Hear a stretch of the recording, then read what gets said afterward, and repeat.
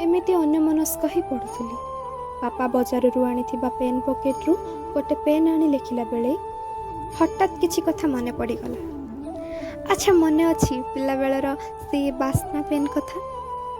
Pen पॉकेटरू के गोटे कलमर स्याही जदि बास्ना हेउथिला से पेन आउ लिखिबा पाई नुहे, बरं सांग मानक हाथ रे गारेबा आ अन्य मानकू देखाइबा कामरे आसे। से बास्ना पेन रो मूल्य सेते बेले एते बढ़ी जाए जे अन्य सांग साथी माने 2-3टी पेन बदलाई से पेन टी नबाकू जिति करंती।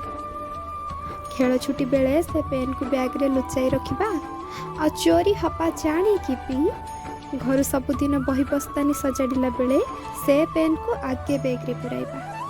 पूरा स्कूल रे सेते बेले चहल पड़ जाइथिला आ समस्ते आसिकी पचारुथिले, अच्छा पेनटा कोठु आनिलु कहलु।